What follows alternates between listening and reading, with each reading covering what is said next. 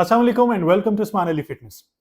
अगर आप चाहते हैं कि आपकी बॉडी से फैट बर्न हो, मसल का साइज बढ़े, आपका ब्रेन फंक्शन सही तरीके से काम करे, आपके जिस्म के जो ऑर्गन्स हैं वो सही तरीके से काम करें, आपकी बोन डेंसिटी ज़्यादा हो, ब्लड ग्लूकोज लेवल्स नीचे आए, हार्ट की हेल्थ अच्छी हो, तो तमाम सप्लीमेंट्स का जो किंग सप्लीमेंट है वो है क्रिएटिन।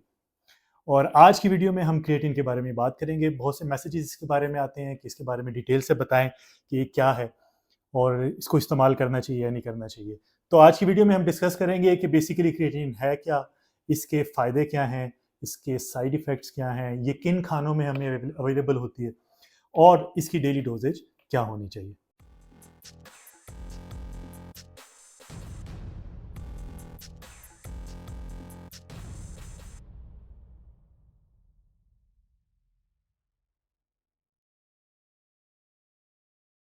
तो सबसे पहले ये देखते हैं कि क्रिएटिन बेसिकली है क्या। ये एक नेचुरल अकरिंग कंपाउंड है जो कि 3 अमीनो एसिड से मिलकर बनता है और हमारी बॉडी में ये ऑलरेडी मौजूद होता है। अब इसमें 95% जो क्रिएटिन है वो हमारे मसल जो टिश्यूज़ हैं, मसल के जो सेल्स हैं उसके अंदर होती है। बाकी कुछ परसेंटेज जिसकी हमारे ब्रेन दिमाग में होती है और बॉडी के डिफरेंट जो टिश्यूज़ हैं उनके अंदर होती है। अब इसका बेसिकली मकसद क्या है कि ये एक तरह से हमारी एनर्जी की करेंसी होती है, यानी एनर्जी मेटाबॉलिज्म में ये काम आती है, एनर्जी को बनाने में काम आती है जो क्रिएटिन है। जब हम कोई इंटेंस वर्कआउट करते हैं तो क्या होता है कि हमारे जो सेल्स हैं वो एटीपी को रिलीज करते हैं ताकि मसल कंट्रैक्शन हो सके। अब एटीपी जब मिलती है तो हमें एक तरह से ताकत मिलती है, एक तरह से हमें एनर्जी मिलती है। उस एनर्जी की वजह से हम जो भी स्पेसिफिक एक्सरसाइज या काम कर रहे होते हैं वो इजीली कर सकते हैं।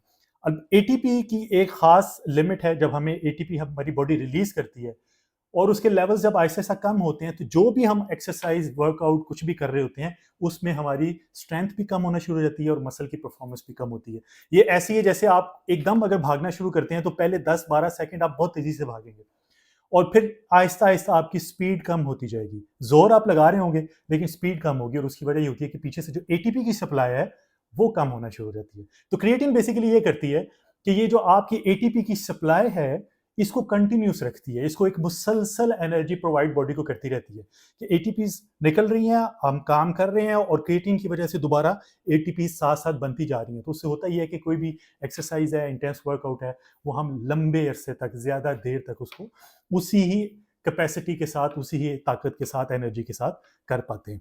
अब हम बात करते हैं इसके बेनिफिट्स की। तो जैसे मैंने भी आपको बताया कि ये चूंकि एटीपी मुसलसल हमें प्रोवाइड करती है क्रिएटिन, तो उसकी वजह से हमारे वर्कआउट्स की इंटेंसिटी बढ़ती है, वर्कआउट्स ज़्यादा अच्छा होता है जिसकी वजह से हमारा मसल मास बढ़ने में मदद मिलती है। उसके साथ साथ अगर आपका मसल रिपेयरिंग का इशू है या मसल की ग्रोथ का इशू है तो उसमें भी ये मदद करती है। अगर किसी वजह से मसल डैमेज हुआ है तो क्रिएटिन की वजह से उसकी रिपेयरिंग ज़्यादा जल्दी होगी। फिर ये हमारे सेल को डिहाइड्रेट होने से बचाती है। तो हमारे मसल्स को डिहाइड्रेशन से बचाना है। मैंने बहुत से जिम में देखा है कि लोग आजकल के मौसम में भी, सख्त गर्मी में भी एसी बंद करके, पंखे बंद करके एक्सरसाइज कर रहे होते हैं कि पसीना ज़्यादा है। अभी पसीना ज़्यादा आने से बॉडी टेम्परेचर आपका इफेक्ट होता है, आपका उससे फैट लॉस नहीं होता, चर्बी नहीं होती और नतीजतन जब आपकी बॉडी से बहुत ज़्यादा पानी निकल रहा होता है तो उसके साथ आपके नमकियात, इलेक्ट्रोलाइट्स निकल रहे होते हैं और आपका मसल डिहाइड्रेट हो जाता है। और मसल को ग्रो करने के लिए, मसल को सेहतमंद रखने के लिए उसका हाइड्रेटेड रहना बहुत ज़रूरी है। तो क्रिएटिन आपके मसल को हाइड्रेटेड रखने में भी मदद करती है। इसके साथ ये आपकी प्रोटीन ब्रेक डाउन में मदद करती है और ऑब्वियसली जितना अच्छा प्रोटीन एब्जॉर्प्शन होगा उतना अच्छा आपका मसल का साइज बढ़ेगा। ब्रेन फंक्शन के लिए बहुत इंपॉर्टेंट है क्योंकि हमारे ब्रेन को काम करने के लिए बहुत ज़्यादा एटीपीज की ज़रूरत होती है और क्रिएटिन का वही काम है। फिर स्टडीज़ ये भी बताती हैं कि अगर आपको फटीग है, मसल की किसी किस्म की फटीग है तो उसकी रिकवरी में ये मदद करती है। अगर आप डिप्रेशन, एंजाइटी का शिकार हैं तो उसमें क्रिएटिन आपको हेल्प करेगी। और जो कुछ स्टडीज़ हैं वो ओल्डर एडल्ट्स पे हुई हैं, 50-60 साल से ज़्यादा उम्र के, क्योंकि जैसे जैसे उम्र बढ़ती जाती है हमारा मसल गिरता है, मसल का साइज कम होता है, मसल मास कम होता है। तो क्रिएटिन जब बूढ़े लोगों को दी गई तो उसमें मसल का साइज रिटेन रखने में, बढ़ाने में उसने मदद की और उसके साथ साथ स्टेमिना और ताकत बढ़ाने में भी मदद की। अब हम बात करते हैं इसके साइड इफेक्ट्स की। अगर आप किसी से क्रिएटिन के बारे में बात करेंगे तो सबसे पहले वो क्या कहेगा आपको, जो वो वे प्रोटीन के बारे में कहते हैं, और वो कहेंगे कि नहीं नहीं ये तो गुर्दों को खराब कर देगी, आपकी किडनीज खराब कर देगी। क्रिएटिन एक वाहिद सप्लीमेंट है जिसके ऊपर हजारों की तादाद में स्टडीज हुई हैं। आज आप गूगल करें, आपको हजारों की तादाद में स्टडीज मिल जाएंगी जो कि क्रिएटिन के ऊपर हुई हैं اور کوئی ایک بھی سائیڈ افیکٹ نہیں ہے ایسا جو کہ آپ کی کڈنیز کو ڈیمیج کرتا ہو. اس لیے بہت سیف ہے اور بہت فائدہ مند چیز ہے، اور ہر بندے کو یہ لینی چاہیے، ایون کہ 5 سال سے اوپر والے بچوں کو سے لے کے بوڑھوں تک یہ اب ریکمینڈ کی جا رہی ہے. تو سائیڈ افیکٹس اس کے وہ جو آپ کو کڈنیز والا کہ تو اس کو کہ بھائی مجھے کوئی اسٹڈی دیں تاکہ میں اس کو پڑھ لوں، میری بھی کانسیپٹس کلیئر ہو جائیں.